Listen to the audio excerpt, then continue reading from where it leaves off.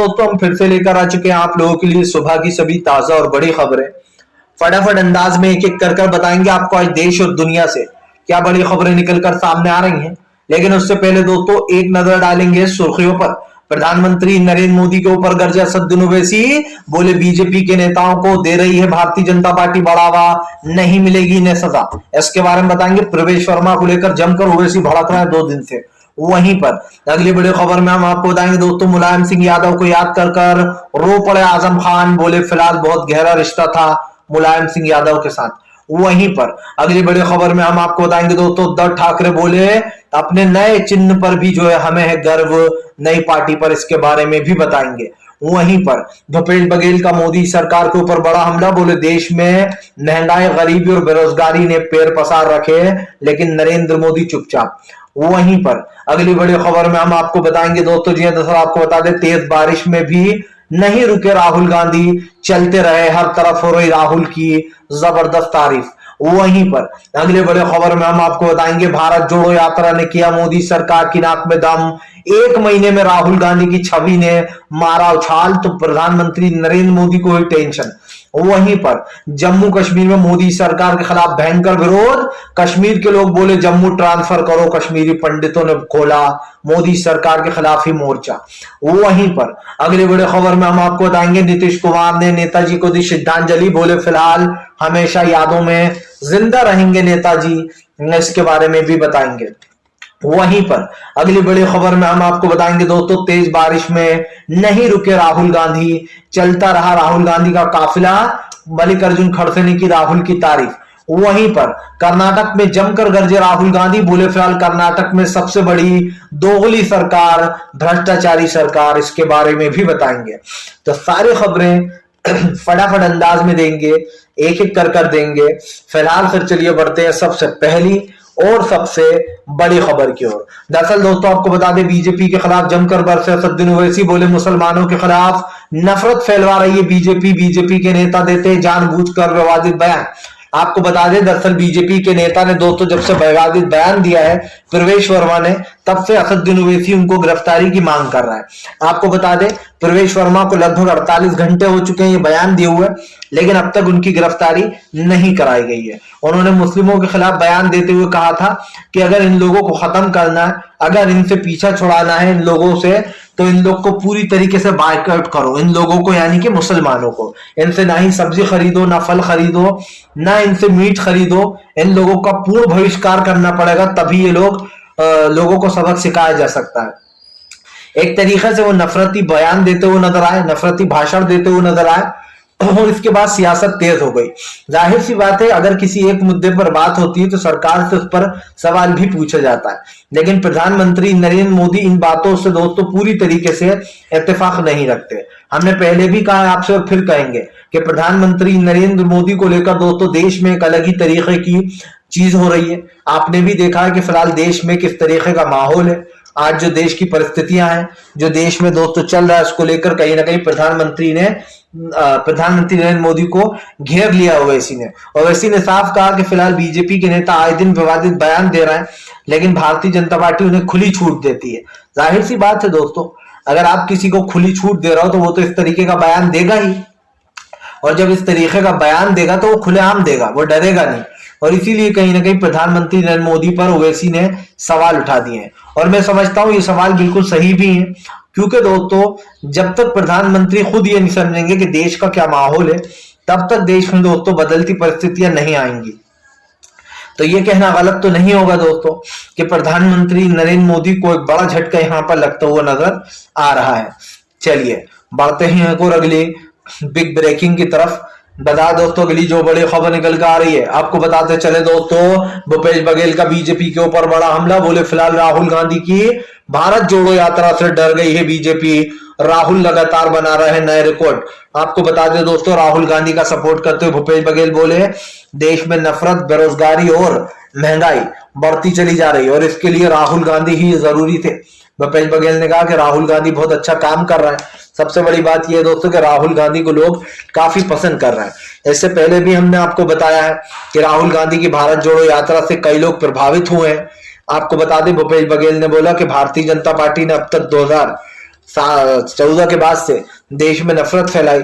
लेकिन राहुल गांधी वो शख्स है जो कि भारत जोड़ो यात्रा निकाल रहा है। राहुल गांधी की तारीफ करते हुए बघेल बोले कि फिलहाल हम भी इस भारत जोड़ो यात्रा का हिस्सा है, कम है लेकिन थोड़ा बहुत जितना बनता है हम भी चलते हैं, राहुल गांधी का साथ देते हैं। आपको बता दें बघेल ने बोला कि फिलहाल कांग्रेस की सरकार छत्तीसगढ़ में अच्छा काम कर रही है और इसीलिए बीजेपी वहां आकर प्रदर्शन वगैरह करती है, लेकिन कभी भी वो महंगाई बेरोजगारी जैसे मुद्दों पर बात नहीं करती।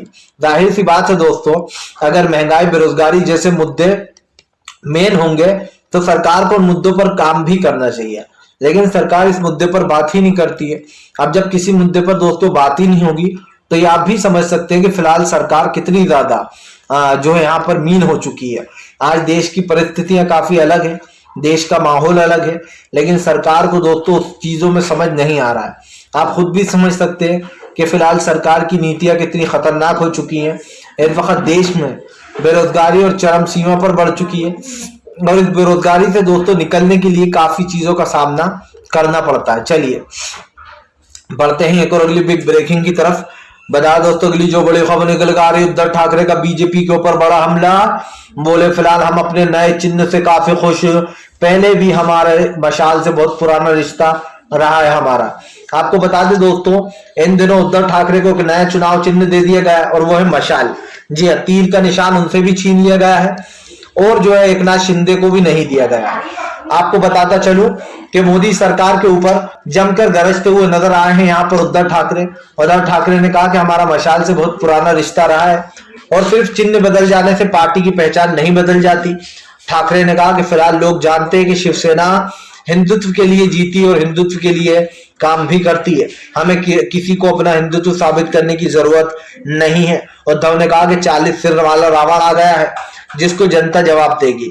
दरअसल दोस्तों आपको पता है कि उपचुनाव आ गए, उपचुनाव में जो एक सीट पर जो उपचुनाव होने वाला है उसको लेकर कहीं ना कहीं चीजें चल रही हैं। ये कहना गलत नहीं होगा दोस्तों कि सरकार पूरी तरीके से घिर चुकी है और ऐसे में कहीं ना कहीं सरकार पूरी तरीके से दोस्तों एक तरीके से ये कह सकते हैं कि फेल भी हो गई है। भारतीय जनता पार्टी को एक बड़ा झटका लगता हुआ यहाँ पर नजर आ रहा है और इसलिए नजर आ रहा है दोस्तों कि फिलहाल सरकार की जो नीतियां हैं वो पूरी तरीके से फेल हो गई हैं। सरकार पूरी तरीके से फेल हो चुकी है, इसीलिए मैं कह रहा हूं कि सरकार की जो एक नीति है ना वो कहीं ना कहीं दोस्तों आप समझिए आपसे ऊपर है। तो ये कहना गलत नहीं होगा कि भारतीय जनता पार्टी पूरी तरीके से फेल हो चुकी है। इसलिए हो चुकी है दोस्तों क्योंकि इस वक्त देश में एक अलग माहौल चल रहा है, बीजेपी को हटाओ। बीजेपी को हटाओ का मतलब सीधा है कि उद्धव ठाकरे को महाराष्ट्र में इनकी सरकार गिरा दी गई, लेकिन उसके बाद भी लोग शिवसेना खास करके अगाड़ी के साथ है। अगाड़ी यानी कि जो मिलजुल कर सरकार बनी थी।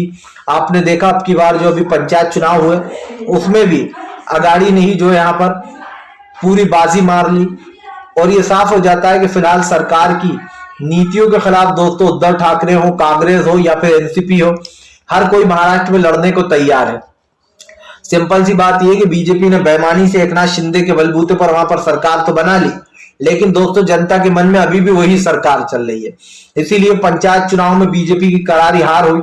इससे पहले भी आपने देखा था कि कांग्रेस और जो है यहाँ पर कांग्रेस और एनसीपी इन लोगों में जो टक्कर थी उसके बावजूद भी इन लोगों ने हाथ मिलाया था आपस में शिवसेना से, क्योंकि शिवसेना से टक्कर चलती थी एनसीपी और कांग्रेस की, लेकिन इन्होंने उद्धव का साथ देकर साथ दिया और सरकार भी बनी। और यही कारण है जो भारतीय जनता पार्टी हो सकता है वक्त आने पर फिर से उद्धव से हाथ मिला ले। चलिए बढ़ते हैं एक और अगली बिग ब्रेकिंग की तरफ। बता दोस्तों अगली जो बड़ी खबर निकल कर आ रही है आपको बता दे दोस्तों, मोदी सरकार पर बरसे कश्मीरी पंडित। बोले फिलहाल कश्मीर से करो जम्मू ट्रांसफर, मोदी सरकार के खिलाफ लगी जमकर नारे। दरअसल दोस्तों आप भी जानते हैं इन दिनों राजनीति को लेकर काफी कुछ खेल बदल गया। भारतीय जनता पार्टी दोस्तों पूरी कोशिश करती है कि वो देश में अपनी छवि बचा ले, लेकिन अफसोस की बात यह दोस्तों कि इनकी छवि लगातार बिगड़ती चली जा रही है और यही कारण है जो प्रधानमंत्री नरेंद्र मोदी को एक बड़ा झटका लगता हुआ नजर आ रहा है। अब क्यों आ रहा है? देखिए दोस्तों, जिन कश्मीरी पंडितों को यह कहकर बसाया था कि कश्मीर में आपकी सुरक्षा हमारी जिम्मेदारी है, लेकिन मोदी सरकार उस वक्त ये भूल गई थी शायद दोस्तों कि वादा करना और वादा निभाने में बहुत फर्क होता है। आप भी जानते हैं कि इस वक्त कश्मीरी पंडित जो कर रहे हैं दोस्तों वो उनका हक बनता है, उनका राइट्स है, क्योंकि जो जिम्मेदारी ली गई थी दोस्तों वो मोदी सरकार निभा नहीं पाई। कश्मीरी पंडितों को लाकर बसाना बहुत आसान काम था, लेकिन उनकी सुरक्षा करना बहुत मुश्किल है। और यही कारण है जो लगातार दोस्तों कश्मीर में कश्मीरी पंडितों को टारगेट बनाया जा रहा है। आए दिन दोस्तों कश्मीरी पंडितों को मारा जा रहा है टेररिस्ट द्वारा, और वहां पर चैलेंज भी किया जा रहा है। और मोदी सरकार दोस्तों कश्मीरी पंडितों के लिए कुछ नहीं कर पा रही है। यही कारण है जो अब कश्मीरी पंडित सड़कों पर उतर आए हैं। जम्मू और कश्मीर में कल भयंकर विरोध हुआ। आपको बता दें कश्मीरी पंडितों ने साफ कहा कि हमें यहां से जम्मू ट्रांसफर करो, हम कश्मीर में नहीं रहेंगे, हमें जम्मू भेजा जाए। आपको बताते चले ये विरोध कई दिनों से हो रहा है सरकार के खिलाफ, लेकिन सरकार जो है दोस्तों वो बात सुनने को तैयार नहीं है। इन लोगों को जम्मू नहीं भेज रही है सरकार, और ये लोग कहीं ना कहीं कश्मीर में फंस कर रह गए। ये कहना गलत नहीं होगा दोस्तों कि आए दिन ये खबरें आती हैं कि आज इसको निशाना बना लिया, आज उसको बना लिया। और 370 हटने के बाद तो ये घटनाएं जैसे कि बहुत बढ़ गई। आप समझिए लगातार 370 उसके ऊपर फिल्म बनाई गई कश्मीरी पंडितों पर, और कहीं ना कहीं आतंकवाद जो है वो फिर से ज्यादा बढ़ गया। ऐसा लग रहा था जैसे आतंकवादी चैलेंज कर रहा हूं कि तुम ऐसा करोगे तो हम भी ऐसा करेंगे। ऐसे लोगों को दोस्तों आप समझिए, जो लोग मासूम लोगों की जान ले रहे हैं, जो आतंकवादी, इनको तो जल्द से जल्द खत्म करना चाहिए देश से। लेकिन बात ये नहीं है, बात ये भी है कि मोदी सरकार कर क्या रही है, ये सबसे बड़ा सवाल है। चलिए बढ़ते हैं एक और अगली बिग ब्रेकिंग की तरफ। बता दोस्तों तेज बारिश में भी नहीं रुके राहुल गांधी के कदम, होती रही बारिश, बढ़ते रहे राहुल गांधी आगे, हर तरफ हो रही राहुल की तारीफ। आपको बता दें दोस्तों तेज बारिश में राहुल गांधी चलते रहे, राहुल गांधी की यात्रा इसी तरीके चलती रही जोश में। लेकिन सबसे बड़ी बात दोस्तों, राहुल गांधी और बारिश का ऐसा लगता है पुराना नाता है। राहुल गांधी लगातार जो है अपनी यात्रा को आगे बढ़ा रहा है, वो इस यात्रा को रोक नहीं रहे, और यही दोस्तों सबसे बड़ी चीज होती है।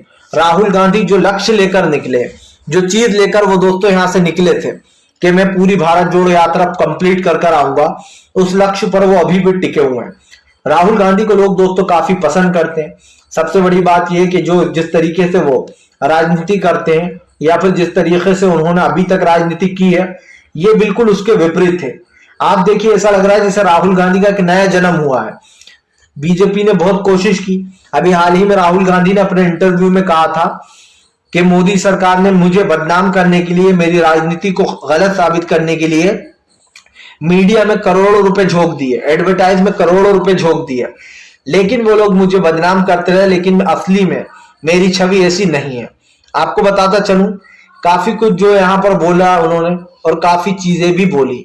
ये बात दोस्तों कहना गलत नहीं होगा कि फिलहाल हर चीज पर जो है जबरदस्त तरीके से रिस्पॉन्स भी मिला, और अब ये साफ दिखाई दे रहा है कि फिलहाल भारतीय जनता पार्टी के खिलाफ इस वक्त राहुल गांधी बहुत ज्यादा गुस्से में।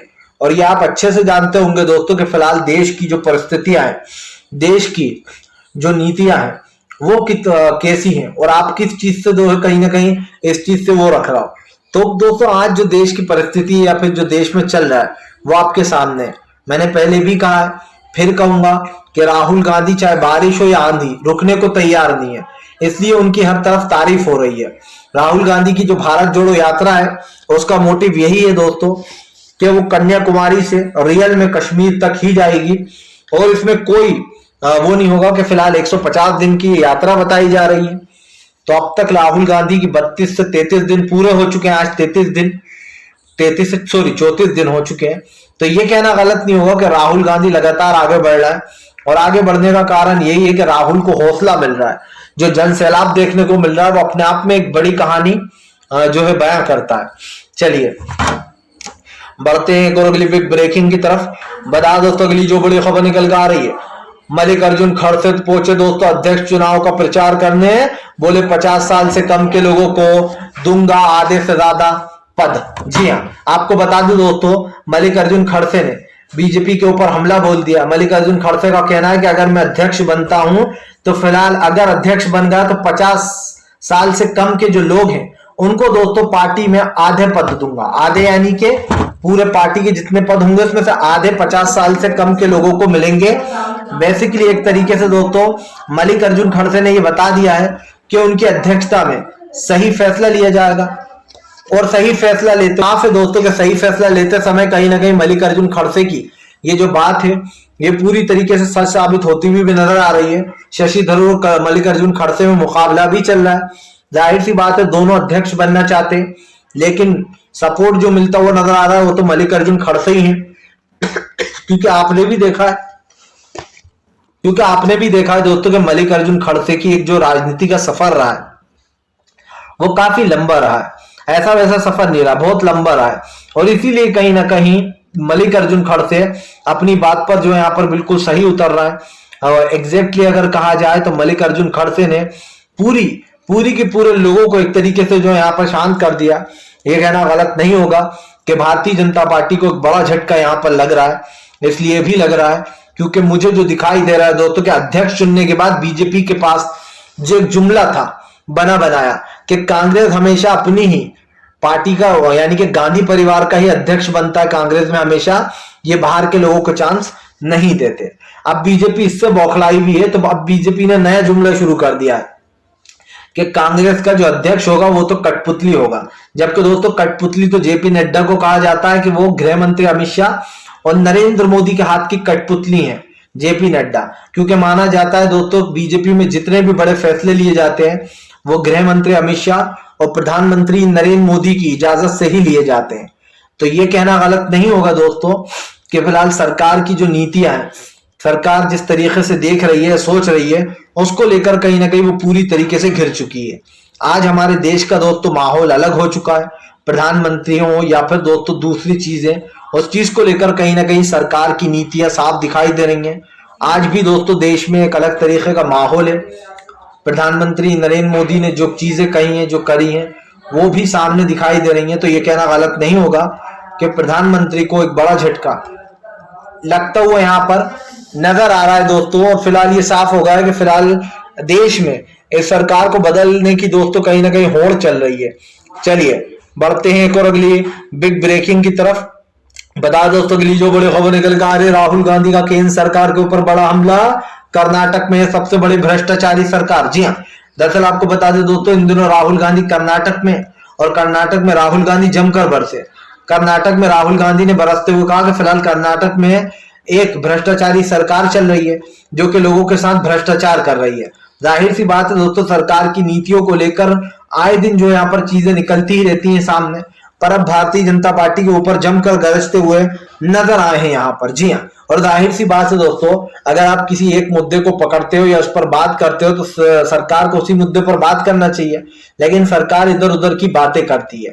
अब प्रधानमंत्री नरेंद्र मोदी के ऊपर जमकर गरजते हुए नजर आए हैं यहाँ पर वो, और उन्होंने साफ कर दिया है कि फिलहाल सरकार की जो नीतियां हैं वो पूरी तरीके से फेल हो चुकी हैं। और दोस्तों सरकार जो कार्यकाल कर रही है पूरी तरीके से उसका गेम ओवर हो गया है। फिलहाल चलिए बढ़ते हैं हम एक और अगली बिग ब्रेकिंग की तरफ। बता दोस्तों अगली जो बड़ी खबर निकल कर आ रही है, आपको बता दें दोस्तों भारी बारिश में भी दोस्तों राहुल गांधी के नहीं रुके कदम। तो आपको बता दें पार्टी के कार्यकर्ता बोले राहुल ही हैं इस देश के असली पीएम। जी हाँ, राहुल गांधी को पीएम बनाने की चल रही है मांग। राहुल ही बनेंगे आने वाले समय में देश के पीएम के कैंडिडेट। दरअसल आपको बता दें लगातार अब राहुल गांधी को पीएम कैंडिडेट बनाने की बात सामने आ रही है। दरअसल भारत जोड़ो यात्रा से राहुल को बहुत बड़ा फायदा मिला है, जिसके बाद पार्टी के कार्यकर्ताओं को कहना है कि राहुल गांधी को कमान सौंप देना चाहिए। अब जाहिर सी बात है दोस्तों राहुल के समर्थन में कई लोग उतर भी आए हैं, तो ये कहना गलत नहीं होगा कि राहुल गांधी को अगर समर्थन मिलता है तो अच्छी ही बात है, क्योंकि प्रधानमंत्री की नीतियां तो आपको पता ही है, इस नीतियों के खिलाफ देश पहले ही हो चुका है। फिलहाल तो ये है कि अब देश को एक ऐसे पीएम की जरूरत है दोस्तों जो देश में भेदभाव भूलकर, ऊंच नीच भूलकर प्यार मोहब्बत से काम ले। और ये बात हम इसलिए बोल रहे हैं दोस्तों क्योंकि आप भी जानते हैं कि ये चीज देश में होना बहुत जरूरी है। भाईचारा, प्यार मोहब्बत, इसकी जरूरत है। फिलहाल वीडियो अच्छा लगे लाइक करिए, चैनल पर पहली बार आए सब्सक्राइब करिए, ताकि आगे भी मैं आपके लिए इस तरीके की वीडियोस बनाता रहूं और आपको दोस्तों हमारी वीडियोस मिलती रहे, क्योंकि हम आए दिन इसी तरीके की वीडियो